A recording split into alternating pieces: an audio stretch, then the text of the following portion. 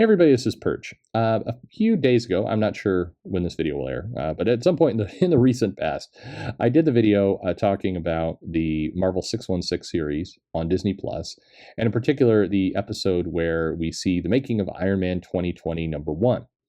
And it was interesting because I don't think I do a lot of videos and I hear from a lot of people. And generally speaking, when it's somebody who works in the business, I get an email or a text or something. I get communicated that way. And I don't think any topic or any video has gotten as many comments from other people in the business as that one. And they all kind of were about the same. By the way, none of them were, oh man, you were too hard on that guy. Zero of them. They were all either this is a ridiculous look or what's going on to make a comic, or this really makes Dan Slott look bad. And a lot of speculation as to if this was a hit job by somebody within Marvel to intentionally make Dan Slott look like a doofus with the way the editing was done and everything else. I think, from my perspective, the show was in trying to be funny. It was trying to be cute. It was, you could tell with the music and kind of the movement and everything that was going on there. They were trying to be kind of jokey about it. And, they were trying to kind of give a lighthearted view. It's a serious topic, making a comic book into superhero stuff. But look, these people are having fun and they can joke with each other and look at this crazy kind of, it's a big mess, but everything comes together in the end and we got ourselves a great comic. And I think that the challenges there are, number one, the Iron Man 2020 series, of course, didn't do well. Now, a lot of people watching Disney Plus have no idea whether it did well or not, but you can kind of at least tell, you don't see that being talked about anywhere. You don't see those trades in the bookstores, flying off the shelves. You don't see them moving to kind of adapt. I mean, people are well enough, they know enough to know this probably isn't the biggest story. And then they're talking about Arno Stark and other things. And so for the people who are not reading comics, probably all that felt like, I mean, I don't think any of it felt like something serious was going on or this was a big title. So that's problem number one. Number two, Dan Slott, of course, is a writer at Marvel for a long time, has a very long career there, but he's not a household name. And here's where, again, the reader, the viewers of Disney Plus, the people watching a show probably don't know any of this. They don't know the majority of the writers, and I'd arguably none of the current writers would really kind of fit that bill today. But if you were to do this approach of kind of this somewhat jokey, somewhat chaotic, making of a comic, a personality like Donny Cates would probably fit the bill much better and is currently hot. So if for some reason people did look into actually what was going on with comics, you would be aware that, Donny Cates is a big name, whereas Dan Slott is a foundational name at Marvel, but he's never been a huge, huge name. Probably when he did the Superior Spider-Man, there's a lot of buzz about him, but even there, it's just he's never been the guy. He's never been at that level. You had Bendis, even Hickman probably had a better kind of fanfare around him. I think Rick Remender had that for a period of time where you got this feeling this guy was a big guy. And Slott, he's there as a name, but he just doesn't have that pedigree. So unfortunately, and this was the point that a lot of the other creators and people within the business pointed out, it's like, Dan Slott hasn't earned that place to be this jokey and to basically make light of the fact that he's not sure what to do and he's late perpetually and he can't get his work done and everything else. And then the dynamic that they showcased between him and Tom Brevoort was particularly weird because on some level, if it was a superstar writer, if you had like Chris Claremont in his prime or Stan Lee in there or just somebody who had some, what I mean by this is somebody with some big name recognition. Jeff Johns would have been in there if it was a DC thing, of somebody who at least had some kind of pedigree that was at least people outside of comics were dimly aware of. Then you would understand this dynamic of why this guy like Brevoort would be placating this writer, and why they would be putting up with all this stuff.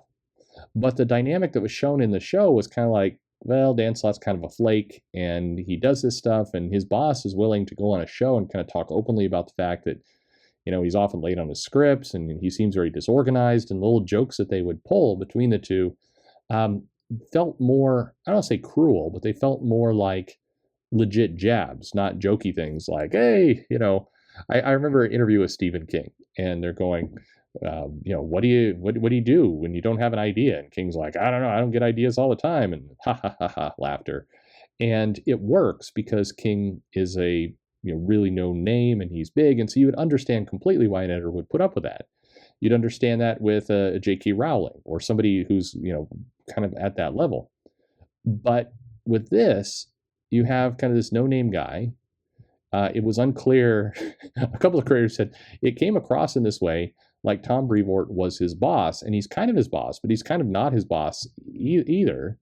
And so you just wonder, why is Brevoort putting up with this, and why is he insulting him, and then adding all the, like, why would anybody do this? Is this, and they didn't do a good job of establishing that this comic was important enough to put up with all this nonsense, like getting a second writer and all this, like, why, they're making something that didn't sound important. It's not like, you could have, for example, if you were talking about the Ten of Swords, then you could start the video by saying, 1 year ago, the X-Men line was relaunched, a huge fanfare, sold really, really well, trade paperbacks, a huge critical acclaim, and lots of excitement. It was a revitalization of the X-Men franchise. Marvel has also obtained the right, so there'll be an X-Men movie around. So it's really, really important that we stick these landings and we do really, really big stuff. And so we have our first big crossover. It's Ten of Swords. And so we need to make sure that first issue is coming out. And even though there's a lot of stumbling blocks along the way, we've really got to make sure that it lands. You can kind of build up that, in some cases, false importance of a title and make it work. But in this case, it was like, it's an Iron Man 20. You never really hear like why it's important other than this kind of vague idea that the comic should come out in 2020. And if it doesn't, that's bad, I guess, because the year's wrong. So what does it matter? We get just very brief bits about the legacy of the Iron Man 2020 character, but to a casual viewer who's not into comics, who cares about any of that? So the point I kept coming back to, and as some people correctly, by the way, identify in the comments, it was meant to be lighthearted, and you shouldn't take it too seriously, and you don't want to get on a big rant about it, and I'd like to think I wasn't doing a rant, but if you saw it that way, my apologies. But it is, I think that companies, you want to put your best foot forward. You want to actually try and do something that makes you look good, that makes the business look strong, that is not dumb, that does not make it look like the people crafting these comics are, out of control losers who can't manage basic aspects of their life. You wouldn't want to go out and completely expose yourself. It's why I use the analogy in the other video about exposing the business and tying it to some problems they've had in wrestling at times. You want to try and make things look bigger and more important than they are. And you can do it in a lighthearted, self-deprecating way, always. But this made it seem a lot more dumb than beneficial. And I think the key here, and this is probably the irritation that I heard most often from other creators, is if you're an aspiring artist, if you're somebody who is not a writer, you're in the other parts of the creative team, artist, inker, colorist, letterer, whatever else, you're wanting to get into comics, why in the world would you watch this and feel like you were ever going to get any respect at Marvel? Because they're willing to do full videos where they put on display, a Brevoort and a Slott and other people just kind of laughing away at them being screwy and late, and then the rest of the team is basically forced to pick up the slack. It doesn't make anyone look good. There's other videos in this series, the 616 series. It's interesting because Saladin is in one of them, and like that guy comes off like a professional genius compared to what they did with Slott. So I'm scratching my head going, did somebody do this intentionally because they hate Slott and they wanted to poke at him? Yikes. I hope not. But you start to wonder because it feels like a hit piece. It's strange. That was a strange moment, and a lot of strange moments.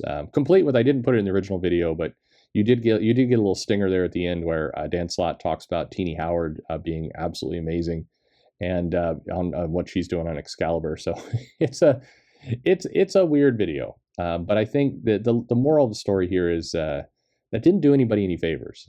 Didn't do Marvel any favors. And I think it was interesting to me to see the reactions from a lot of creators who were like, what the F was that I just watched? Interesting. I don't know. Is that going to cause problems for the company? Probably not. They're the big dogs and they pay bills, so people can grumble, but they're still going to want to go cash those checks. But all in all, very strange. What do you think? Did you happen to watch it? What do you think about all this? Do you think it matters to try and put your best foot forward? Or is it like, don't take any of this so seriously? I mean, sure, but you should take a few things seriously. I think I would. Anyway, like, subscribe, click the bell for notifications. Most importantly, though, thanks for listening.